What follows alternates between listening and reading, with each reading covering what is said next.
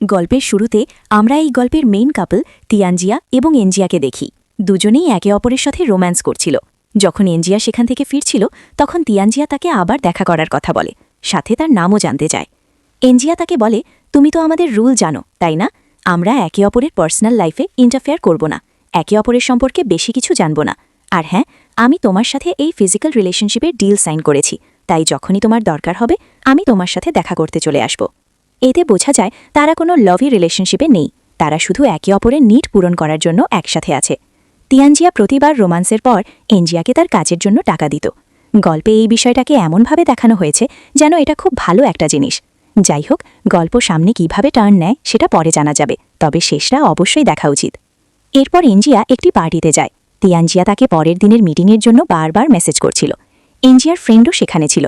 সে জানত না যে এনজিয়া তিয়ানজিয়ার সাথে এমন ধরনের সম্পর্কে আছে, শুধু জানত যে সে কারোর সাথে জড়িত। সে মজা করে বলে, বন্দাটা তো বেশ মস্ত, কোনোদিন আমাদেরও একটু মিলিয়ে দিও। এনজিয়া বলে, না, এখন না। আসলে এনজিয়া তার ক্যারিয়ার বুস্ট করার জন্যই সেখানে এসেছিল, কিন্তু সে জানত না যার সাথে সে নতুন কাজ শুরু করার প্ল্যান করছে সে কোনো না কোনোভাবে তিয়ানজিয়ার সাথে কানেক্টেড। হঠাৎ করে সেই পার্টিতে তিয়ানজিয়া এসে পড়ে। দুজনেই জানত না যে তারা এখানে একে অপরের সাথে দেখা করবে। এনজিয়া তাকে দেখে শক হয়ে যায়। তার ফ্রেন্ড বলে, এ তো আসবেই, এত বড় সিইও। এনজিয়া তিয়ানজিয়ার সম্পর্কে খুব বেশি জানত না। সে তাকে এড়ানোর চেষ্টা করে, কিন্তু তিয়ানজিয়ার নজর বারবার তার দিকে যায়। সে শুধু হাসছিল। এনজিয়া ভাবে এটা তার পার্সোনাল লাইফ, আর সে এখানে প্রফেশনালভাবে এসেছে। যে লোকটির সাথে তিয়ানজিয়া কথা বলছিল এনজিয়া তাকে ফলো করত এবং তাকে নিজের মাস্টারের মতো মানত। সে তার কাছে বিজনেস ডিল পাওয়ার আশায় যায়। এনজিয়া একজন ইন্টারপ্রেটার ছিল, অন্য ভাষা অনুবাদ করত। কিছুদিন আগে সে ওই ব্যক্তির জন্য কাজ করেছিল, তাই তিনি তার প্রশংসা করেন এবং তিয়ানজিয়ার সাথে পরিচয় করিয়ে দেন। তখনই তিয়ানজিয়া প্রথমবার এনজিয়ার সম্পর্কে জানতে পারে। এনজিয়া তিয়ানজিয়ার সাথে একদম ফর্মালভাবে কথা বলে, যেন সে তাকে চিনেই না। তিয়ানজিয়াও সবার সামনে কোনো ড্রামা করে না। পার্টির পর তিয়ানজিয়া তাকে পুরনো জায়গায় দেখা করতে বলে। সেখানে গিয়ে তিয়ানজিয়া তাকে ইচ্ছে করে খোঁচা দেয়, তুমি তো আমাকে নিজের সম্পর্কে কিছুই বলনি, কিন্তু শেষ পর্যন্ত আমি সব জেনে গেছি। তারা আবার রোম্যান্স করে, কিন্তু তাদের রুল ছিল পার্সোনাল লাইফে ইন্টারফেয়ার করবে না। এনজিয়া সেই ডিল চালিয়ে যেতে চায়। পরের দৃশ্যে এনজিয়া ও তার ফ্রেন্ডকে মন্দিরে দেখা যায়। ফ্রেন্ড মজা করে বলে, কাল রাতটা বেশ এন্টারটেইনিং ছিল মনে হয়। এনজিয়া বলে, হ্যাঁ, মোটামুটি। ফ্রেন্ড বলে, তোমার ক্যারিয়ার অন্যভাবে বুস্ট করা উচিত। এনজিয়ার টাকার দরকার ছিল, তাই সে তিয়ানজিয়ার সাথে ডিল করেছিল। এমন সময় তিয়ানজিয়ার কোম্পানি থেকে তার কাছে জব অফার আসে। সে ভাবে এত ভালো অফার পেলে তিয়ানজিয়ার কারণে তা ছাড়বে না, কয়েক মাসের প্রজেক্ট মাত্র, তাই সে অফারটা অ্যাকসেপ্ট করে। তিয়ানজিয়া জানত না যে এনজিয়াকে হায়ার করা হচ্ছে। তার রেজুমে দেখে সে খুশি হয়। এখন এনজিয়া 24/7 তার কোম্পানিতে থাকবে। যদিও সে এখনও রোম্যান্টিকভাবে জড়ায়নি, তবুও সে জেলাস হতে শুরু করে।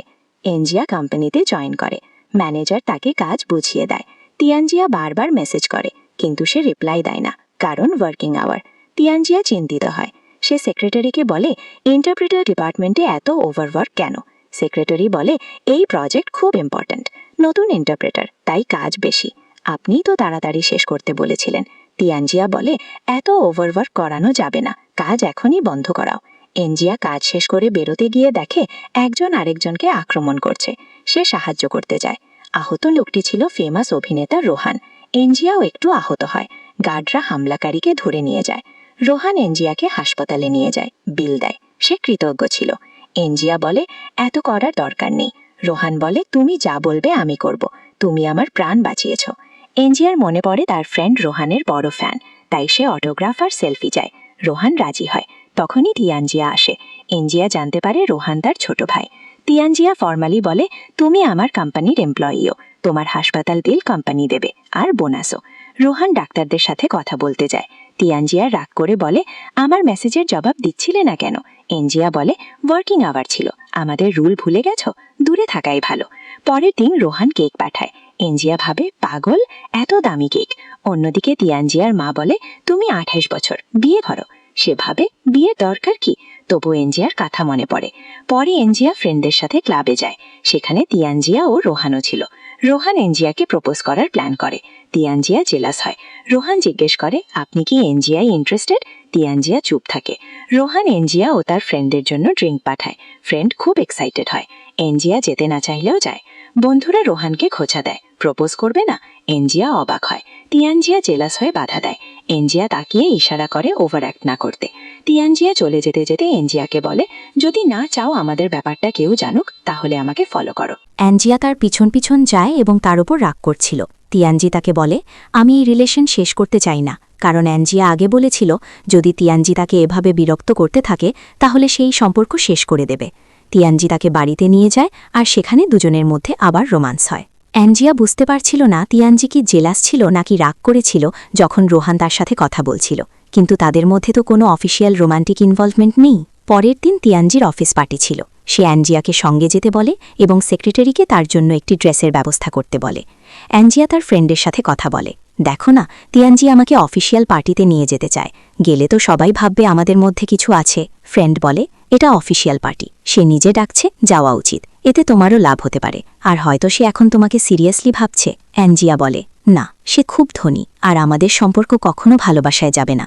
তবুও ফ্রেন্ডের কথাই সে রাজি হয়। পার্টিতে তিয়ানজি তাকে এমপ্লয়ি হিসেবেই পরিচয় করায়। সেখানে একটি মেয়ে ছিল যে তিয়ানজিকে পছন্দ করত।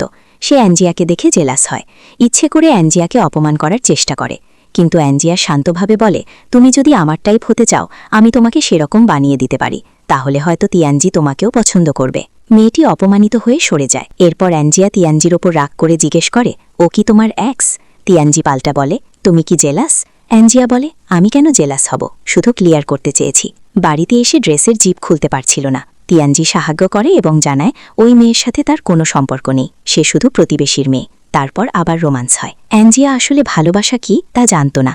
কয়েক মাস একসাথে থাকতে থাকতে সে বুঝতে না বুঝতেই তিয়ানজিকে ভালোবেসে ফেলেছিল, কিন্তু তার মনে বড় প্রশ্ন ছিল, যে সম্পর্ক এভাবে শুরু সেখানে কি সত্যিকারের ভালোবাসা সম্ভব?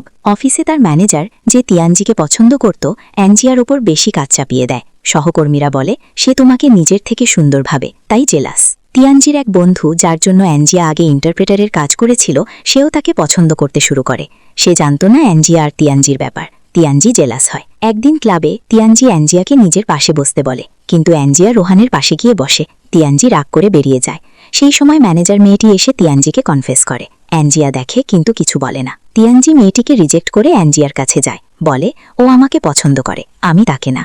অ্যাঞ্জিয়া শান্তভাবে বলে, আমরা তো প্রেমিক প্রেমিকা নই, তাহলে জেলাস হব কেন? আমাদের সম্পর্ক শুধু প্রয়োজনের। তিয়ানজির মন খারাপ হয়ে যায়। এরপর সে অ্যাঞ্জিয়াকে খুশি করতে স্পেশাল ডিনারের আয়োজন করে। অ্যাঞ্জিয়া একটু খুশি হয়, কিন্তু সকালে দেখে তিয়ানজি নেই। সে কি তাকে মিস করছে?